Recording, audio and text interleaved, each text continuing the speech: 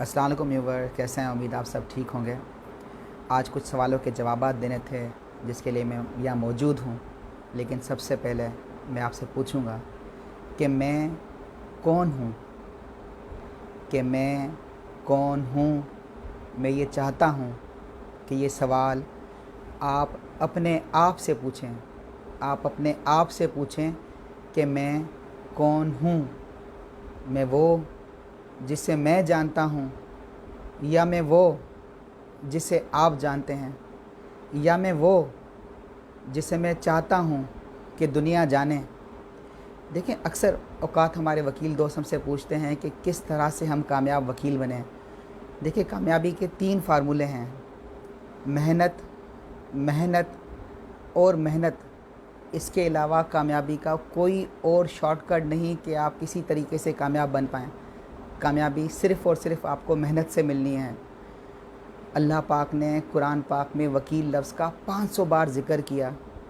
कभी आपने सोचा अपने आप से? कभी आपने काला कोट पहनने के बाद अपने आप से ये पूछा कि आप कौन हैं? यहाँ पर हमारे जो लॉ स्टूडेंट इनरोल होके आते हैं, वो अपने अपने मसाइल से सरशार होते हैं कि हमारे ये मसाइल, हमारे ये मसाइल, हमारे ये मसाइल।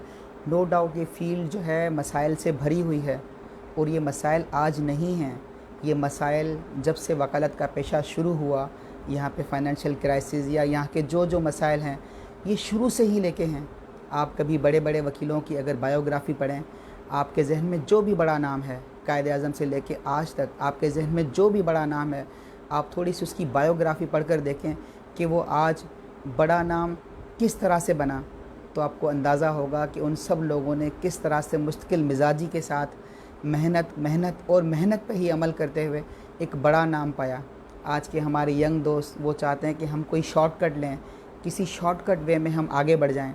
देखिए, आज अगर आप एक नौकरी लेने जाते हैं 20,000 रुपये की, तो किस तरह का इंटरव्यू होगा आपका? वही नौकरी अगर आपकी 50,000 की है, तो आपका इंटरव्यू किस तरह का होगा?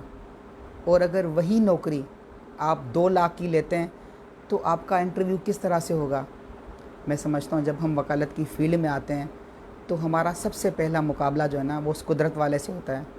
वो कुदरत वाला हमें इतना रगड़ता है, इतना रगड़ता है, हमें इतना आज़माता है, क्योंकि वो देखना चाहता है कि मैं इनको जो देना चाहता हूँ, कि क्या ये उसके काबिल भी हैं। जब नौकरी एक हम 20,000 की लेते हैं, तो एक तरह का इंटरव्यू होता है, 50,000 की लेते हैं तो एक तरह का इंटरव्यू होता है। वही नौकरी अगर 2 लाख 5 लाख की होती है, तो इंटरव्यू कितना टफ़ होता है। और यहाँ वकील, जो अल्लाह के नामों में से एक नाम है वकील, कुरान पाक में अल्लाह पाक ने 500 दफ़ा ज़िक्र किया एक वकील नाम का, जिसे कहते हैं प्रोफेशन ऑफ लॉर्ड्स। आप लॉर्ड्स बनने जा रहे हैं, और आपको पता है तो इसका इंटरव्यू कितना टफ़ होगा। हमारे यहाँ फ़ील्ड में गुज़िश्ता मैंने 10-11 साल से देखा, अक्सर हमारे यंग दोस्त यहाँ पे फ़ील्ड में आते हैं, 2 साल 2.5 साल सफ़र करते हैं, बड़ा परेशान रहते हैं, और फिर फाइनेंशियल क्राइसिस की वजह से कहते हैं हम सीख नहीं पा रहे, सीनियर अच्छा नहीं मिला, सिचुएशन को कसूरवार ठहराया, किसी और चीज़ को कसूरवार ठहराया, या तो फिर किसी नौकरी में चले जाते हैं, या कहते हैं कि हम जज बन जाएं, या हम सरकारी वकील बन जाएं। देखें, काफ़ी दोस्त मुझसे पूछते हैं कि सर हम जो है वो क्या करें, जुडिशरी ज्वाइन करें या कोई गवर्नमेंट नौकरी करें, किस तरह से हम इस फील्ड में सर्वाइव करें। देखिए, मैं कहता हूँ कि वकालत जैसा प्रोफेशन तो कोई भी नहीं। अगर मुझे एक दूसरा जन्म लेना पड़े और मुझसे अल्लाह पाक पूछे कि तुमने क्या बनना है, तो मैंने तो फिर से यही कहना है कि मुझे वकील बनना है। नो डाउट जुडिशरी का एक अपना मुकाम है, जजेस की एक अपनी रेस्पेक्ट है, लेकिन खुदारा कभी भी मेहनत से भागकर सिर्फ़ और सिर्फ चंद पैसे की नौकरी के लिए आप जुडिशरी का पेशा ज्वाइन ना करें। हमारे यहाँ आज जो जुडिशरी का ये बदतरीन हाल है, उसकी कहीं ना कहीं वजह ये भी है कि यहाँ पर हमारे जो दोस्त वकालत में सर्वाइव नहीं कर पाते, वो समझते हैं कि हम जज बन जाएं, कम से कम हमारा घर तो चलेगा। नौकरी लेने के लिए वो अफराद जज बनते हैं, तो जो नौकरी लेने के लिए जज बनेगा, तो वो कैसे फ़ैसले करेगा? खुदारा वकालत जो फ़ील्ड है बहुत अच्छी फ़ील्ड है। मैं समझता हूँ जैसी कोई फ़ील्ड नहीं। अपने आप को पहचानें, खुद से खुद शनासी रखें कि आप आखिर हैं कौन। आपको याद होगा, मुग़ल-ए-आज़म मूवी आप सब ने देखी होगी। देखिए, मुग़ल आज़म मूवी को अगर आप उसकी बायोग्राफ़ी पढ़ें, मूवी किस तरह से बनी, ये 50s में मूवी आई। 16 साल मुग़ल आज़म मूवी को बनने में लगे। आज की तारीख़ की 2022 में आज हमें 1956 से आज तक बॉलीवुड की सबसे ज़्यादा कमाने वाली मूवी। हो सकता है पैसों की टर्म में आप कैलकुलेट करें तो आज करोड़ों की बातें होती हैं, लेकिन उन दिनों में जो महंगाई थी या उन दिनों में जो सस्ताई थी और आज जो महंगाई है, जो रेट है, अगर आप कैलकुलेट करें तो बॉलीवुड की आज भी सबसे ज़्यादा कमाने वाली मूवी मुग़ल आज़म ही मूवी थी। वो मूवी बनने में 16 साल लगे।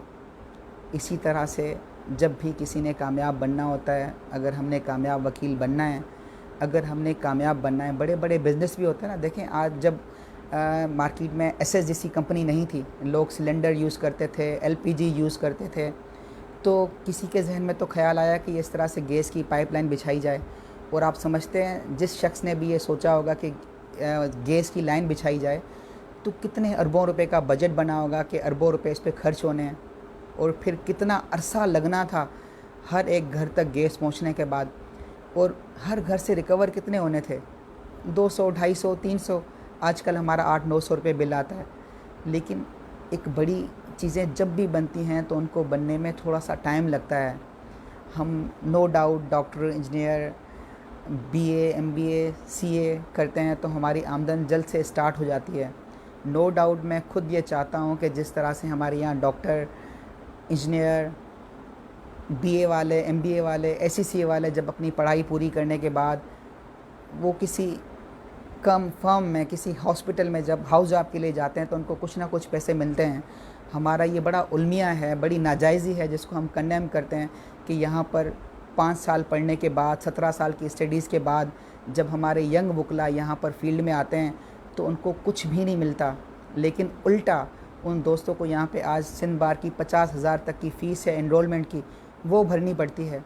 आज अगर हम वकील नहीं होते, हम डॉक्टर होते, इंजीनियर होते, सीए किया होता, एमबीए किया होता, बीबीए किया होता, किसी भी कंपनी में, फर्म में, कहीं भी हम अप्लाई करते तो हमें वहाँ पे इंटर्नशिप की मद में कुछ ना कुछ मिलता। लेकिन आज एक डॉक्टर हमारे बराबर में ही सिविल हॉस्पिटल बना हुआ है, जब वहाँ हाउस जॉब के लिए जाता है तो 54,000 रुपीज़ उसको मिलते हैं। लेकिन हमारे जो यंग वकला यहाँ फील्ड में आते हैं उनको 50,000 रुपये देने पड़ते हैं। मैंने लास्ट टाइम भी एक स्पीच में कहा था कि हमारे यहाँ सिटी कोर्ट के सराउंडिंग में 198 कोर्ट्स हैं, फिर हाई कोर्ट है, मलीर कोर्ट के अंदर 44 कोर्ट्स हैं, फिर यहाँ पर हमारी एटीसी की court, anti corruption court, tribunals हैं। अगर आने वाले यंग वकला को, एक एक वकील को एक सरकारी वकील के साथ लगा दिया जाए, आपने देखा होगा सरकार के वकला का भी क्या हाल है। आप कोर्टों में जाएं तो डेली 70 से 80 केस एक लिस्ट में लगे होते हैं। मैं समझता हूं कि अगर सिंध बार में इनरोल्ड होने वाला नया वकील जो इंटीमेशन पे हो, अगर उसको 6 महीने के लिए किसी सरकारी वकील के साथ लगा दिया जाए, और वो सरकारी वकील जो डेली 70 से 80 फ़ाइलों से गुज़रता है, और हर कोर्ट में 70 से 80 वकील, एक केस में चलाने गया, कोई और हमारा दोस्त चलाने गया, अगर हमारे यंग वकला इस तरह से 70-80 वकला को डेली उनकी प्रोसीडिंग कोर्ट में सुने, तो मैं समझता हूँ उनकी जो ट्रेनिंग होगी, ट्रेनिंग के साथ साथ जो हमारे सरकारी वकील हैं उनकी हेल्प हो जाएगी। सरकारी वकील के हेल्प के साथ साथ कोर्ट को असिस्टेंस मिलेगी। अक्सर औकात किसी कोर्ट का अगर सरकारी वकील छुट्टी पे होता है तो पूरा दिन उस कोर्ट का काम नहीं हो पाता, बार बार हर काम के लिए किसी और कोर्ट से सरकारी वकील को बुलाया जा रहा होता है। और मैं समझता हूँ इसी तरह से जिस तरह से एक डॉक्टर को आज 54,000 हाउस जॉब के मिलते हैं, तो ये क्यों नहीं सिंध गवर्नमेंट या हमारी बार काउंसिल्स, हमारी बार एसोसिएशन ये इकदाम क्यों नहीं ले पाते कि हमारे जो यंग वकला हैं, जिस तरह से डॉक्टर को 54,000 मिलते हैं, तो क्यों 17 साल पढ़ने के बाद एक वकील को इतनी मामलत दी जाए। मैं समझता हूँ अगर 54,000 भी एक वकील को दिए जाएं तो हमारा जो यंग आने वाले जो वकला हैं, हमारे जो हम कहते हैं कि क्रीम ऑफ द सोसाइटी, हमारी सोसाइटी से क्रीम जो है वो वॉश आउट होती जा रही है, सिर्फ़ और सिर्फ रीज़न ये कि फ़ाइनेंशियल क्राइसिस। हमारे जो यंग दोस्त हैं, सीनियर वकला यहाँ पर अक्सर दोस्त शिकायत करते हैं कि हमारे जो सीनियर्स हैं वो हमें पे नहीं कर पाते। लेकिन मैं दोस्तों से अक्सर यहाँ कहता हूँ, देखिए यहाँ हर साल 1000 से ज़्यादा न्यूली इनरोल वकील आते हैं, और यहाँ पर सीनियर्स के पास इतनी गुंजाइश नहीं। ऑलरेडी जो एग्जिस्टिंग लोग हैं, मैं आज आपसे बात करूँ, लास्टली 24 डेट को जो लॉ गेट का टेस्ट हुआ, हज़ार से करीब लोग जो हैं वो फील्ड में आए। ऑलरेडी जो एग्जिस्टिंग सीनियर्स हैं उनके पास एसोसिएट्स जूनियर्स हैं, तो ये हज़ार लोग कहाँ जाएंगे। तो खुदारा कोई ऐसा मैकेनिज़्म बनाया जाए कि हमारे यहाँ पे आने वाले जो यंग दोस्त हैं वो भी फाइनेंशियल क्राइसिस को फेस कर पाएँ। और साथ साथ एक आइडिया और भी जो मुझे बेहतर लगा, आज हमारे यहाँ चंद एनजीओज़ हैं, जो चंद NGOs million dollar rupees Sindh government से और फिर बाहर के ऐसे इदारे हैं जो डोनेशन करते हैं उनसे लेते हैं। और काम क्या है, फ़ोटो सेशन के अलावा कुछ भी नहीं। बड़े बड़े होटल्स में वो प्रोग्राम तो कर लेते हैं, लेकिन आज भी जेलें जो हैं वो आपने देखा होगा किस तरह से भरी हुई हैं। मैं समझता हूँ अगर एक यंग वकला को सिंध बार इंटीमेशन पे डॉक्टर जितने ही पैसे दिलवाए और एक सरकारी वकील के साथ रखे, तो मैं समझता हूँ कि एक वकील जो न्यूली इनरोल वकील जो सरकारी वकील के साथ रह के डेली 50 से 80 केसेस से गुज़रेगा और उसकी हम माली इमदाद भी अगर कर सकें जो कि उसका हक बनता है, तो मैं समझता हूँ हमारा सिस्टम जिसे हम क्रीम ऑफ द सोसाइटी कहते हैं यहीं से बनना स्टार्ट होगा।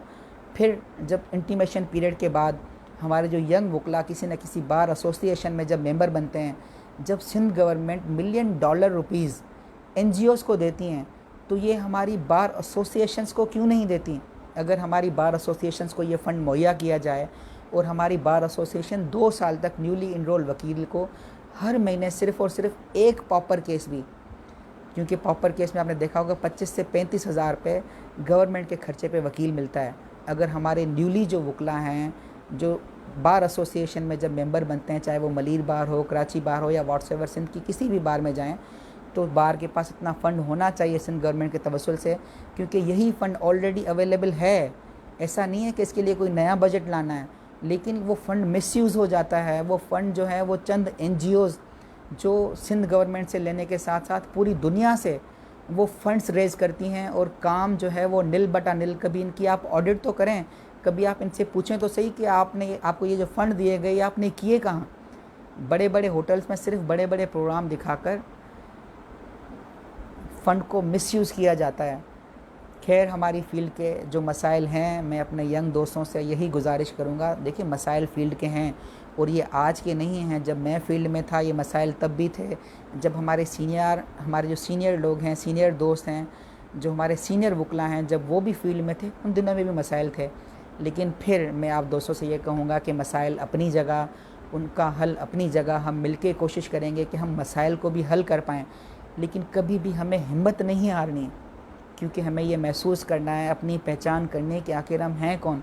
मैं समझता हूँ कि इस फील्ड में जितनी तकलीफ़ें हैं, ये तो एक फ़ाइनेंशियल क्राइसिस की मैंने एक बात बताई, लेकिन उसके अलावा भी यहाँ बहुत सारे वकला के साथ इश्यूज़ हैं फील्ड में सर्वाइव करने के लिए। लेकिन मैं आपसे फिर भी आज भी ये गारंटी के साथ बात कह सकता हूँ कि वकालत मुस्तकिल मिजाजी से मेहनत करने वाला पेशा है, मुस्तकिल मिजाजी से सब्र करने वाला फ़ैसला है और मुस्तकिल मिजाजी से अल्लाह तवक्कुल वाला फ़ैसला है। यहाँ पर मैं समझता हूँ कभी आप सीनियर दोस्तों के साथ बैठें तो वो भी आपको अक्सर लाइब्रेरी में बैठे हुए, रिसर्च करते हुए, पढ़ते हुए मिलेंगे। जब आज एक वकील 20-20 साल के बाद भी, इतना नाम बनाने के बाद भी उनको पढ़ने की ज़रूरत पड़ती है, तो हम यंग वकला में ये पढ़ने लिखने का फुकदान क्यों। थोड़ा सा हम अपने आप को भी देखें कि हमें किस तरह से, यहाँ पर दोस्त सवाल करते हैं कि हम कामयाब वकील कैसे बनेंगे, सीनियर का कितना रोल है एक यंग वकला को की ग्रोथ में।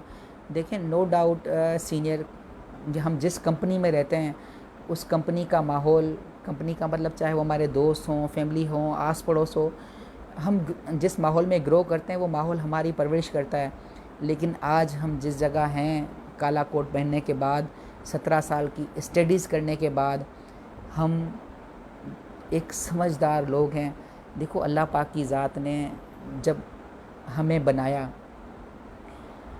मेरा एक दोस्त था, उससे किसी बात पे हमारी बहस हुई, तो मैंने उससे पूछा कि गाड़ी कौन सी आप यूज़ करते हैं, तो उसने कहा कि मैं होंडा गाड़ी यूज़ करता हूँ।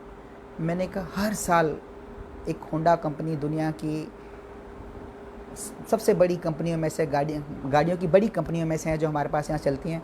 अब वो कंपनी अगर हर साल एक नया मॉडल ले आती है, वहाँ के पढ़े लिखे इंजीनियर, पढ़े लिखे लोग, जो उन्होंने मॉडल 2020 या 21 में मॉडिफ़िकेशन की, आज 2022 में फिर की।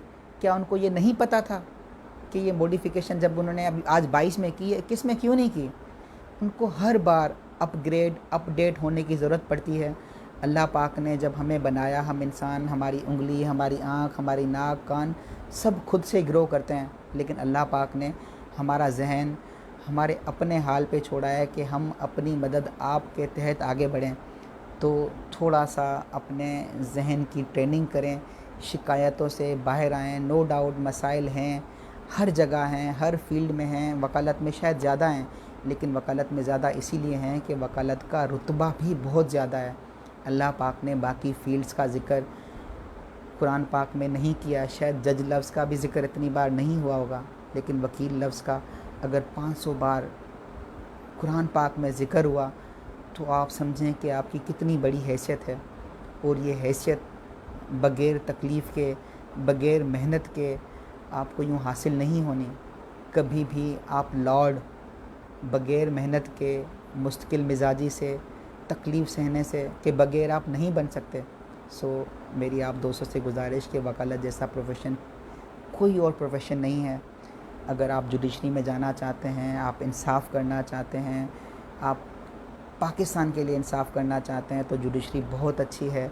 आप बिल्कुल जुडिशरी में जाएं, लेकिन खुदारा यहाँ पर फील्ड में ये सोचकर कि मैं एक नौकरी ले लूँ ताकि मेरा गुज़र सफ़र हो, मैं समझता हूँ वो जो दोस्त हमारे वकालत में फ्लॉप हो जाते हैं, कसूर हमारी बार काउंसिल्स का, बार एसोसिएशन का, सीनियर को देके वो यहाँ से निकल जाते हैं, ऐसा नहीं है। एक बार अपने आप को कसूर देकर देखें, अपने आप में फ़ॉल्ट देखकर देखें, तो आपको ये पता चलेगा कि हमें कैसे खुद को बेहतर बनाना है। आज पाकिस्तान में इवन हम अगर कराची की बात करें तो सिटी कोर्ट के अंदर 2 लाख से भी ज़्यादा केसेस पेंडिंग हैं, और काम करने वाले वकला, मेहनत करने वाले लोगों की बहुत ज़्यादा कमी है यहाँ पर। सो बहुत ज़्यादा वैक्यूम है। मैं आप दोस्तों से ये गुजारिश करूँगा कि जिस तरह से काफ़ी दोस्तों ने पूछा कि सीनियर का कितना असर पड़ता है, क्योंकि बहुत से दोस्त कहते हैं कि हमें कहीं किसी सीनियर के पास एडजस्ट कराएं। जब मैं कहीं कहता हूं तो वो चाहते हैं कि हम फ़लाँ के पास जाएं, हमारी ख्वाहिश है, बज़िद होते हैं। या कुछ दोस्त ये पूछते हैं कि जो बड़ी लॉ फर्म्स हैं उनका कितना असर पड़ता है कि हम किसी अच्छी लॉ फर्म में जाएँ। देखिए, मैंने फिर आपसे कहा, माहौल परवरिश करता है। अच्छी बड़ी बड़ी लॉ फर्म्स में, बड़े नाम में जहाँ जाने के फ़ायदे हैं, वहाँ नुकसानात भी हैं। नुकसानात ये हैं कि फ़ायदे तो अपनी जगह आप समझते होंगे, लेकिन नुकसानात ये हैं कि वहाँ पर आपके जाने से पहले ऑलरेडी काफ़ी एसोसिएट्स वहाँ पर, सीनियर एसोसिएट मौजूद होते हैं, और वो सीनियर इतने बिज़ी होते हैं कि कभी भी आपका पर्सनल इंटरेक्शन उस सीनियर से नहीं हो पाता। इसीलिए जो सीनियर आपको फ्रेंडली भी, सिटी कोर्ट के या हाई कोर्ट के वो वकला जिनके साथ आप बैठ सकें, जब वो क्लाइंट से डील करते हैं, जब वो कोर्ट में केस प्रोसीड करते हैं, या जब वो ऑफिस स्टाफ को डील करते हैं, या पुलिस को डील करते हैं, या सिचुएशन को डील करते हैं, आप उनके साथ हैं, आप वहाँ ज़्यादा समझ सकते हैं। देखिए, आप अच्छी अच्छी यूनिवर्सिटीज़ के से पढ़ने के बाद भी, लॉ पढ़ने के बाद भी आप फील्ड में अच्छे वकील नहीं बन पाते। वजह ये कि ये फील्ड लॉ पढ़ने के साथ साथ हमारा दुनियावी जो डेली रूटीन की चीज़ें हैं। और एक गुजारिश और मैं आप दोस्तों से करूँगा, आज जो भी कामयाब वकील बने, आप अगर उनकी थोड़ी सी बायोग्राफ़ी पढ़ेंगे, वो लॉ से हटकर भी जो अदब की किताबें हैं, सेल्फ़ मेड की किताबें हैं, मोटिवेशंस की बुक्स हैं, वो उस तरफ भी उनका बड़ा रुझान है। वो उस तरह की भी चीज़ें पढ़ते हैं। जब आप कोर्ट में प्रोसीडिंग करते हैं तो जज लॉ के साथ साथ फैक्ट्स पे भी आपने जज को मुतमईन करना होता है। लॉ तो ठीक है, आपने देखा होगा जब भी हम कोर्ट में जाते हैं, हमें रिलीफ लॉ एंड फैक्ट्स दोनों चीज़ों से मिलता है। लॉ तो हमने रट लिया, लेकिन अगर हमारे फैक्ट्स और सिचुएशन और हमने अच्छी मिसालें दे के कोर्ट को नहीं समझाया तो हम कभी रिलीफ नहीं ले पाते। अक्सर हमारे यंग दोस्त ये भी शिकायत करते हैं कि मेरा फ़लाँ केस था, वो फ़लाँ सीनियर वकील आया, कोर्ट का रवैया मेरे साथ अच्छा नहीं था, वो जो सीनियर वकील था उसको कोर्ट ने इज़्ज़त दी और उसकी इज़्ज़त करते हुए उसको रिलीफ़ दिया। मैं समझता हूँ ऐसा भी नहीं है, क्योंकि मैं खुद हर रोज़ यहाँ कोर्टों में पेश होता हूँ, और कितनी बार बड़े बड़े नाम हमारे सामने कोर्टों में हमारे अपोनेंट वकील होते हैं। और ये आज से नहीं, मैं पहले दिन से वकालत से आपको बात कर रहा हूँ कि जो एक्सपीरियंस रहा, मुझे ये कभी महसूस नहीं हुआ कि जजेस ने बीइंग अ यंग वकील हमें जो है वो अकोमोडेट नहीं किया या हमें रिलीफ़ नहीं दिया। देखें, जज ने भी रिलीफ़ देना होता है मेहनत को, आपने अगर फ़ाइल प्रॉपर नहीं पढ़ी, आपने अगर फैक्ट्स सही से नहीं पढ़े, आपने लॉ अगर सही से नहीं पढ़ा, तो ज़ाहिर सी बात है आपको रिलीफ़ कैसे मिलेगा। मैं नहीं समझता कि अगर सिटी कोर्ट की ही बात कर लें, जितने भी जजेज़ हैं तकरीबन हर कोर्ट में पेश होना होता है। मैं समझता हूँ माशाल्लाह से हमारे सभी जजेज़ यंगस्टर्स की बड़ी रेस्पेक्ट करते हैं, यंगस्टर्स को बड़ा अकोमोडेट करते हैं। मैंने खुद ने ये तो चलें, मैं आज से आप 6-7 साल पहले की भी आपको बात बताऊं, जब हम कोर्टों में पेश होते थे, मुझे याद है जो चीज़ें नहीं याद होती थी या नहीं पता होती थी, हम जजेस से बैठ के सीख लेते थे, कोर्ट के स्टाफ से बैठ के सीख लेते थे। सो खुदारा किसी भी एंजाइटी से, नेगेटिव पहलू से, नेगेटिव सोच से बाहर आ जाएं, खुद को पहचानें। और अक्सर हम वकील बनने के बाद शायद सख्त रवैया इख्तियार करते हैं कि कोर्ट के स्टाफ ने हमसे ऐसे क्यों बात की, फ़लाँ की कैसे ऐसे हिम्मत हुई। देखें, मैं फिर बताऊं कि आप अगर आज वकील बनने के बाद अपने आप को कुछ समझते हैं जिससे आपका रवैया, आपका एटीट्यूड सख्त हो जाता है, तो थोड़ा सा हमारे जो नबी पाक की ज़ात है उनकी ज़िंदगी पे एक नज़र डाल लें कि किस तरह की उनकी शख्सियत थी। आज भी दुनिया ने उनको माना है कि वो सबसे आज तक के अजीम लीडर थे या लीडर हैं। तो ऐसी परफेक्ट शख्सियत कभी आपने देखा उन्होंने किसी से गुस्से से बात किया हो, तलख लहजे से बात किया हो? आज हम काला कोट पहनने के बाद अगर कोर्ट स्टाफ से या बाहर पुलिस से या बाहर लोगों से अगर सख्त और तलख रवैया इख्तियार करेंगे कि आपकी हिम्मत कैसे हुई कि मैं वकील हूँ, तुमने मुझसे ऐसे बात की, मैं समझता हूँ हम वकला पर बहुत बड़ी ज़िम्मेदारी है। ये मुल्क एक वकील ने बनाया था, एक वकील ने बचाया था, और आज भी इस मुल्क की ज़िम्मेदारियाँ हमारे अपने कंधों पे हैं। लोग जब अपने रिश्तों से, दोस्तों से, हालातों से हार कर हमारे पास आते हैं तो वो यही कहते हैं कि ऊपर खुदा नीचे आप। वो हमारी मुशाबत खुदा से करते हैं। सो लिहाजा अपने लहजों में, अपने रवैयों में, अपनी सोचों में थोड़ी सी तब्दीली लाएं। और आप मेहनत करते हैं, मुझे पता है हमारे जो यंग दोस्त हैं वो काफ़ी मेहनत करते हैं, मैंने देखा सुबह से लेकर रात तक सीनियर्स के ऑफ़िस में। लेकिन थोड़ा सा आप डायरेक्शन अपनी बेहतर कर लें। नो डाउट आप बहुत ज़्यादा मेहनत करते हैं, लेकिन अगर हम कहीं तरक्की नहीं कर पाते तो उसकी एक वजह ये भी है कि हमारी डायरेक्शन प्रॉपर नहीं होती। लोग शिकायत करते हैं, दोस्त के सीनियर्स जो हैं वो सारा दिन ये कहते हैं कि डेटे ले आएँ। हम डेटे लेके ऑफ़िस जाते हैं, फिर ऑफ़िस से फ़ाइलें निकाली, फ़ाइलें ढूंढी, और फिर कल हुई, और कल को फिर वही काम। तो हम किस तरह से सीखें? देखें, आप जब डेट लेने जाते हैं कोर्ट में, फ़ाइल आपके पास होती है, अगर फ़ाइल आपके पास नहीं है तो ये भी आपका कसूर है। आप कोर्ट में भले डेट लेने जाते हैं, लेकिन आपको केस के फैक्ट्स पता हों, अदर साइड क्या चाहती है, क्या करना चाहती है। प्लेंट अगर आप डिफेंडेंट की तरफ से हैं तो WS में क्या लिखा हुआ है, प्लेंट क्या कहती है। आपको अगर सीनियर डेट लेने के लिए भी भेजता है तो ये भी आपकी ही ज़िम्मेदारी है कि आप केस के फैक्ट्स को पढ़ लें। ये लाजमी नहीं है कि सीनियर आपको बोले कि जाएं, आज स्टे की एप्लीकेशन है, आप उस पर हेयरिंग करें तो आपने सब सीख लिया। ऐसा नहीं है बिल्कुल। जब आपकी इतनी प्रैक्टिस होगी, इतने अच्छे आपके आर्गूमेंट्स होंगे, सीनियर आपको बिल्कुल चांस देंगे कि जाके आप बेल चला के आएँ, आप स्टे की एप्लीकेशन पे हेयरिंग करके आएँ, या आज आप फाइनल आर्गूमेंट करके आएँ। लेकिन आपने खुद अपने आप को सीनियर के सामने इतना काबिल बना के दिखाना है ताकि सीनियर का आप पे एतमाद बढ़े। मैं अपनी बात करूं, अगर मेरे पास आज कुछ एसोसिएट्स हैं, कुछ एसोसिएट ऐसे हैं जो सेल्फ मेड हैं, वो खुद से पढ़ते हैं, खुद से मेहनत करते हैं। और मैं अगर कहीं बिज़ी होता हूँ, मुझे किसी कोर्ट में किसी एसोसिएट को भेजना होता है तो एकदम जहन क्लिक करता है कि फ़लाँ एसोसिएट को भेजूँ, वो सिचुएशन डील कर लेगा। अब ऐसा जहन में पर्टिकुलर कोई एक शख्स क्यों आता है कि मैं उसको भेजूं? वजह ये कि उसने अपने आप को इस काबिल बनाया होता है, हमारा एतमाद इतना जीता होता है कि हम सुबह को अगर हाई कोर्ट में हैं तो डिस्ट्रिक्ट कोर्ट में उन दोस्तों को भेजते हैं, इवन कि आप बेल के आर्गूमेंट कर लें, आज फाइनल आर्गूमेंट है आप कर लें। वजह ये कि उनकी अपनी कॉम्पिटेंसी होती है।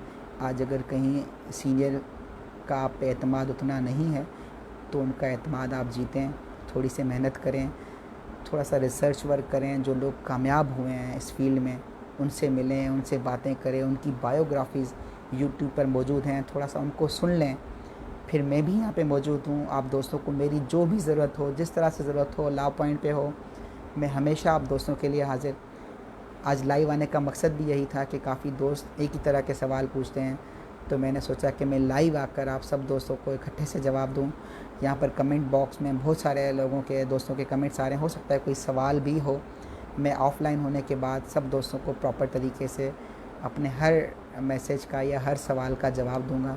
मैं आपसे इजाज़त चाहूँगा। हमें दुआओं में याद रखिएगा। खुश रहें, आबाद रहें, खुशियाँ बाँटें, इल्म हासिल करें और इल्म भी बाँटते रहें। अल्लाह हम सब पर अपना करम बनाए रखे। अल्लाह हाफ़िज़।